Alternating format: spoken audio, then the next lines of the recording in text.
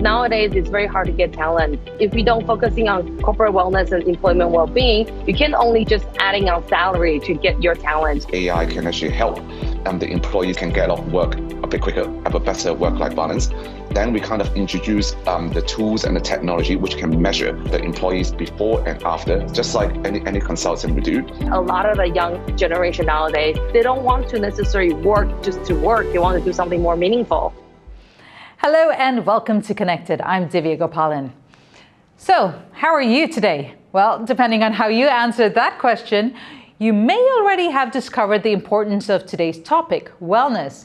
It is a growing industry. In fact, globally, wellness generates nearly 6% of total economic output.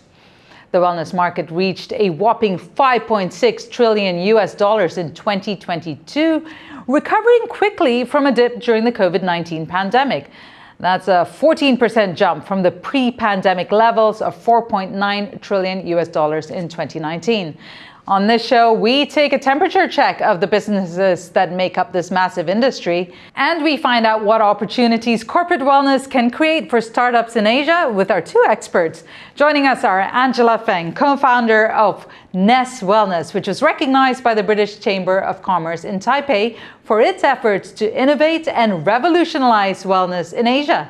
And Anthony Chan in Hong Kong. He's the CEO of Edge, a company that integrates AI with wellness initiatives that promote healthier, more productive work environments. Thank you both so much for being on the show today. I'm going to start with you, Angela, right here in Taipei. You often talk to people and organizations about wellness. What is the common perception of the wellness industry or the need for wellness here, in particular in comparison to somewhere like the US, which has a massive industry? So wellness in Asia is very different than the US market, because in the US, wellness is very well recognized. A lot of big companies, they talk about corporate wellness a lot, and they even have a position called Chief Wellbeing Wellness Officer that's happening in the US. And in Asia, wellness, yes, although it's a very big market, but slowly the corporate are kind of get into it to realize the importance of wellness. And I think that's also the trend that a lot of the company are trying to look into the different wellness solution. So yes, it's a big market. And again, I think it's something that in the Asia need to be more recognized and push for more. But the good thing about the Asian culture is people are overall have a lot of wellness behaviors and lifestyle. So they already incorporate that into their lifestyle. But there are some things that people still not necessarily talk about, like, for example, mental wellness. These are the things that I think not as well recognized, or is a taboo to talk about in the Asia culture. Right. Anthony, you're based in Hong Kong, a financial hub and a huge environment for stress, particularly in the workplace. What is the perception there towards wellness? Well, first of all, thank you for having me. I think in terms of workplace, what we are seeing in Hong Kong especially, I think mental wellness is becoming a very hot topic. What we wanted, and I think from a corporate angle, there are people talking about it, and there are programs running through. But I guess it's still, as what it was said, it's still at a very early stage. So I think raising awareness for corporate level, obviously together with the topic of generative AI, which is a hit topic, is to help people with their productivity first, and then free up the time so that they can actually think about what to do with their wellness program. So, Angela, I'm just going to throw it back to you then and just talk to you about how you describe wellness to your clients or potential clients. Yeah, so when we first approach a lot of different corporate clients, we talk about wellness is very important. A lot of companies talk about talent retention. Nowadays, it's very hard to get talent. And then if we don't focusing on corporate wellness and employment well-being, you can only just adding on salary to get your talent. It's also important to create the right culture, and also to take care of your employee, and to make sure that understanding what's the reason why they are feeling stressed and why they are burning out, and help them through the process so that you can actually grow together with the company and the employee. And that's also the reason why there's a rise in corporate well-being in the Western world, in the US and UK, you can see that a lot of companies hire chief wellness and well-being officer. The reason why is because wellness becomes so important for the corporates right now. A lot of companies really need to focus on wellness. It's not only just feeling good or doing good for the corporate social responsibility or helping companies do branding. It actually is a crucial factor for company if you want to do talent retention, if you want to understand and also grow the company to be more productive and to retain the talent. Anthony, moving more to a personal point of view, you were a consultant in financial risk and for banks and insurance companies. What made you get up and commit to starting a business in wellness? Well, I start committing maybe not from a wellness front, because I also understand, I think from an Asian market, talking about wellness, I think it's a global trend. But in terms of how do you get, what's the angle of getting into the companies? So I decided to kind of use or rely back on my strength, right, which is around data and AI. So when I actually talk about corporate wellness, I'm not just talking about wellness to begin with. I'm actually starting with the AI. How can this new tools that's coming up to help them free up a bit more time and productivity? And then I add into the mix of the different data, because I guess in terms of corporate wellness, what I'm actually seeing as a gap right now, especially in Hong Kong, is that there is no measurement in terms of how effectiveness of a wellness program is, right? So there are companies who do a wellness program for 1 month, for example, but how do you measure before and the after effects of how much the employee itself, is it more happier? Does the wellness program actually work? So from a reporting angle, what I see from a consulting standpoint, there's not much data supporting that. So normally what we do is that we go in, first of all, to change mindset, telling them how AI can actually help the employees can get off work a bit quicker, have a better work-life balance. Then we kind of introduce the tools and the technology which can measure the employees before and after, just like any consultant would do. And then we kind of implement personalized program based on the data that we have collected. And then the company would get to see, oh, you know what, we've done this program. There's this technology that keep track of measurement and KPIs.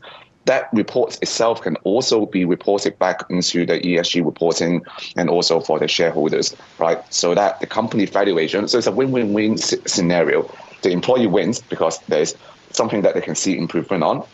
The company also wins because they're really talking about wellness and impactful wellness, I'll probably say, and more personalized wellness at work. And I think the shareholder also would win from the point of view that the company is actually very well invested, and the shareholder can see results through different reporting. So that's kind of my personal take on how wellness should be kind of conducted for large company. Okay, let's have a look at the various sectors that are gaining traction. Here you can see projected growth across 11 different wellness industries over the next 5 years. This is some indication of where business opportunities related to wellness may lie in the coming years.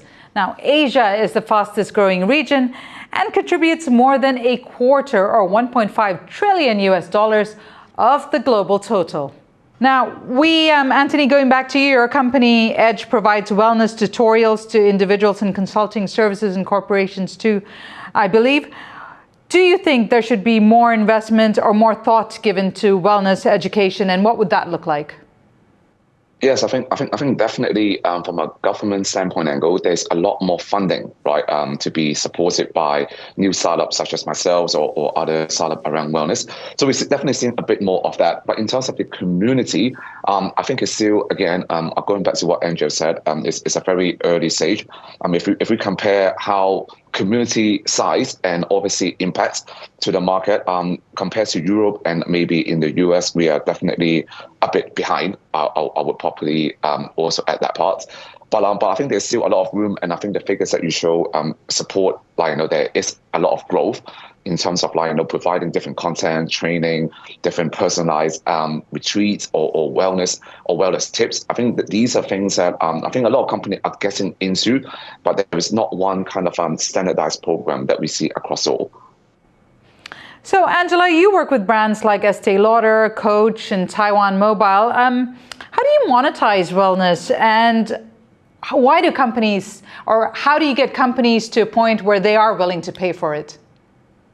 So as Anthony mentioned before, wellness is a very big market, and we also use a lot of the data to quantify wellness because, again, how do you measure someone to know where you need wellness? So we actually do wellness assessment for the company employee, and then we also do before wellness experience program tests and also post-event tests to kind of do the measurement, to do tracking.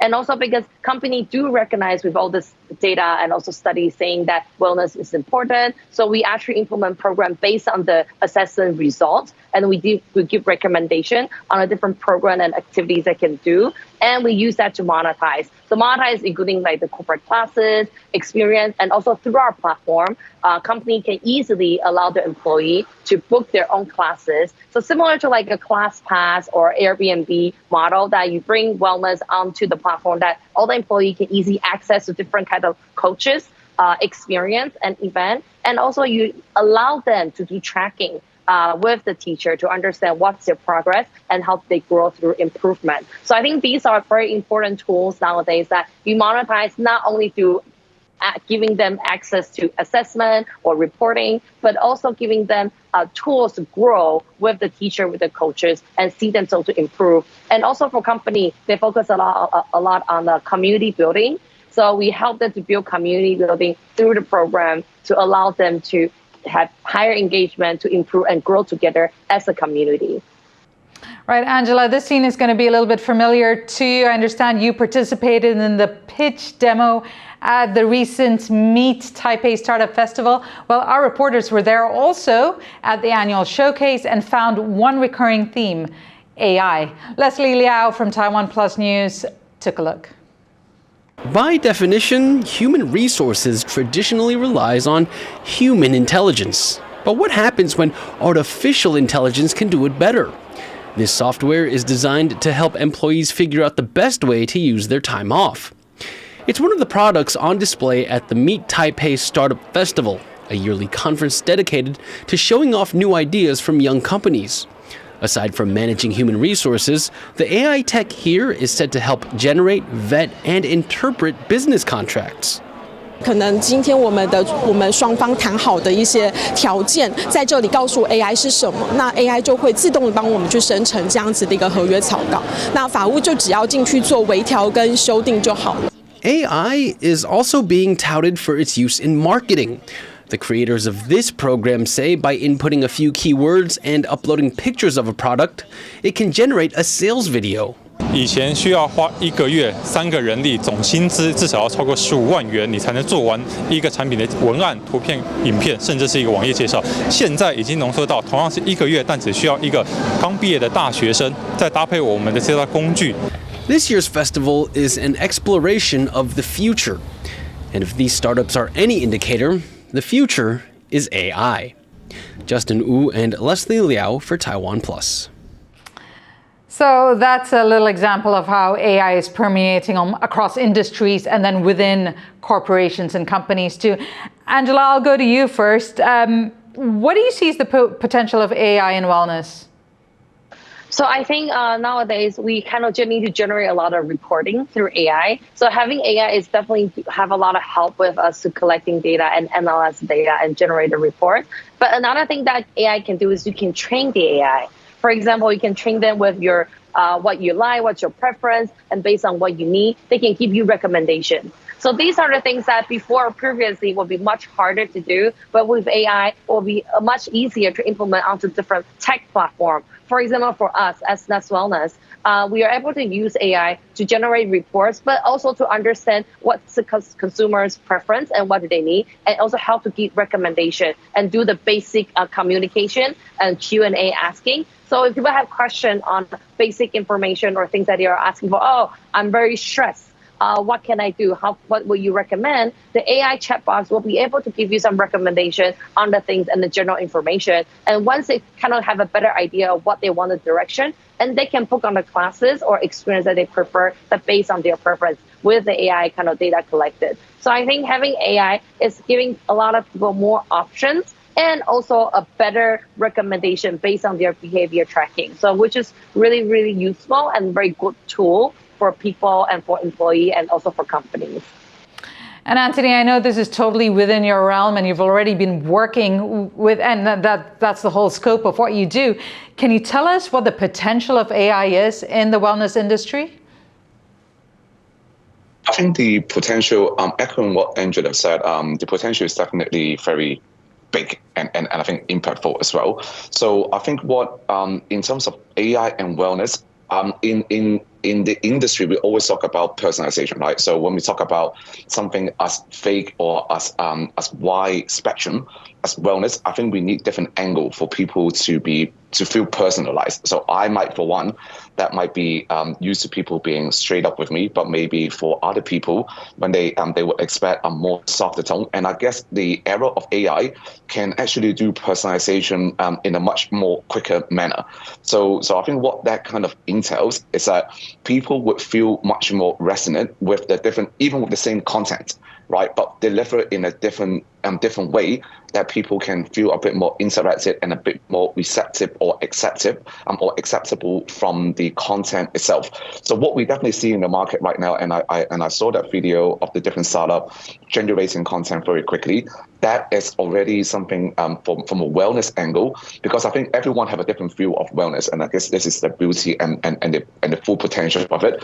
But who understand wellness in what kind of tone and manner? I think AI can definitely feel that personalization part. And I guess the other part that we also see in the market is around mental wellness, right? Because I think in an Asian culture, it's not easy for us, or even for my generation or for my parents' generation, it's not easy to talk about feelings, right? I mean, and especially if we're coming from a very alpha male stigma, I'm not going to go and start crying in front of my friends and say that, well, these are the stress that I'm coming through. But with the chatbot and the AI in place, now we can actually have a more human way of interacting. But of course, on the other line, it might be an advanced version of a chatbot. A chatbot has been in the market for many, many years. But I think right now, the generative AI would add that spin of a personalization, as if I'm talking to someone who actually knows me, speak at a tone and manner that I feel resonates to, that I'm actually comfortable in actually sharing. So I guess once these tools and technology become a bit more adaptable, because I think right now there's still that labor of entries for companies and even for startups to actually really tap into, I'm doing that true personalization that I'm talking about. But I guess given time, that would be a very common thing for all the companies to use, and we will all feel comfortable as if we're talking to each other right now. So I think that would be the impact of how AI and wellness could have an impact on the whole industry. Yeah, I completely, it feels a little bit contradictory. As soon as I know that I'm about to talk to a chatbot, my heart usually sinks. And then especially when you're now dealing with mental health issues, or you need some support for your mental health, thinking about talking to a machine suddenly makes it so impersonal. So then I need to ask you, Angela, you founded Wellness near the start of the pandemic, which brought to light the issue of mental health. What impact do you think the pandemic has had on the whole mental health issue and relating that to the bigger wellness industry? So I definitely think that COVID, the pandemic, do have a big effect in the world. We have to change the way we work. A lot of people have to work remotely, work at home. The amount of people that you're able to be with or stay together with are also limited, but depending on the country restriction. And also, we also realize how important health and wellness is while during pandemic, because you get sick and then you're not feeling comfortable, and then you also recognize that these can affect my daily life, my behavior, my taste, my smell, and also my interaction with people. I couldn't be very focused. I get very tired. So these are the strong physical and also restriction that you're been dealing with while doing pandemic. And because of this whole 2-3 years of pandemic, a lot of people develop a lot of mental issues, or they feel lonely, or there are things that they need to figure it out and how to sort it out, and they didn't know how. So a lot of people want to take pills or go to see therapies, but then it still doesn't really help, because it's kind of like the shadow within them. It's like they don't feel comfortable. So the whole pandemic do have a huge impact, and that's also the reason why a lot of the young generation nowadays, for them, They don't want to necessarily work just to work. They want to do something more meaningful. That's why talent retention become very important nowadays, because it's the whole behavior of living the life and the perspective of importance and values completely changed through the pandemic. So that's why I really do believe that wellness is important. And that's also the reason why I started, because I was forced to move to a new country, stuck in a new city, and had to change job during pandemic. And I had to redevelop my whole ecosystem, my whole living condition, and also my career because of pandemic. So there's a lot of changes. And when you're facing changing and unstable uncertainty, and there's things that you start getting worried. So I think these are the reason why wellness become very, very important. Anthony, the pandemic also had a huge impact in Hong Kong, and there were all kinds of, testing measures and stringent regulations put in place. Can you tell us the impact of that, and how has that helped corporations realize that wellness is essential, particularly for productivity?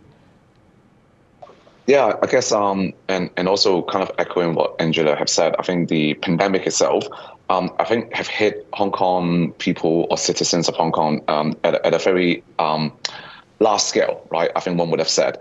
In terms of mental wellness, I think company definitely after the pandemic have paid a lot more attention. I think especially in the insurance industry, right? I think we weren't really talking about mental wellness before the pandemic as much, but now I think after the pandemic, I think we realize that there is a lot of people that might not appear to be ill, but they are mentally stressed or have a bit of mental illness symptoms already kind of surfacing because of the pandemic, because of all of the financial constraints that they have, and obviously the stress of working or losing jobs. So in terms of the market, you see a lot more offerings, especially from the financial service industries. We now kind of integrate a lot of the wellness awareness or products. Also, when we actually talking about insurance. So I guess in the impact of the industry, it's actually quite significant, one would have said. Right, and going back to business, wellness is a core component of what is called degrowth and well-being economies. It's a movement that's gaining traction globally. So we asked Jane Wang, a transformational coach, to tell us about the degrowth movement and why wellness matters to people, businesses, and economies. That's what degrowth is about. It's moving beyond to a way of organizing our economic system and our society that we can actually attend to our needs, right? And not have to grow endlessly, right? But we can restore balance. And so wellness is a huge part of that, right? Wellness is about people. It's the same thing. It's about serving people's needs, not having either a company or an economic system that just grows without consideration for our needs, right? And we are a very stressed out society, right? And it's under the system that we've created that is endless growth, right? So similarly, as people, we've often been told that we need to slow down, right? And so slowing down and resting is a huge part of balancing for and serving our own needs, right, in wellness.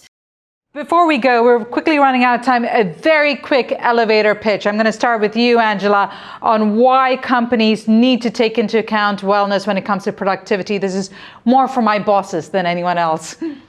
So for corporate wellness, it's become very important. We have to raise awareness to help people with productivity, because nowadays we are living in a world with a lot of social media, with a lot of technology out there, and it's very hard to get people to focus. And sometimes we don't even have people to know who to talk to when we are stressed, when we are facing challenge in life, or different phases in life that we are looking into, like how do we grow together. So having wellness services, a program, and also assessment is very important way to help company to grow, and also to measure your company to know what is the employee well-being and see how the company can help, and also increase the productivity, reduce stress, and build a stronger and positive community within the company.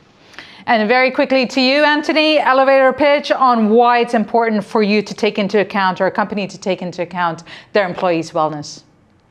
Yes, I guess in this new era of AI, there's always going to be new way of working. But I guess this new way of working is going to be bigger impact than ever before. Because AI would be able to replace a number of employees within the company, right? So AI is creating another bit of negative news, which is the employees starting to fear what they are going to be replaced with, right? So when we talk about wellness, I guess I would normally link back with happiness, right?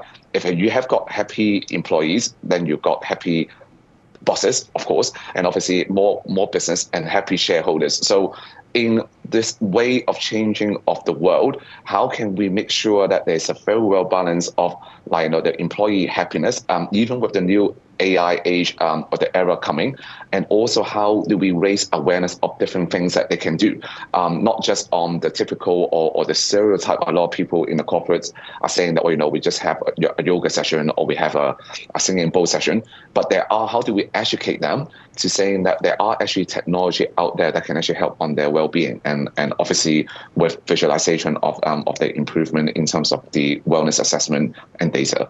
Okay, there you have it. Thank you both so much. Angela and Anthony, thank you for being on the program and giving us information on a very, very important industry that affects all of our lives. And for our viewers everywhere, it has been good to have your company. If you've enjoyed today's episode or have anything you'd like to add to the dialogue, join our conversation on our social media. Remember, stay informed, stay engaged, and stay connected.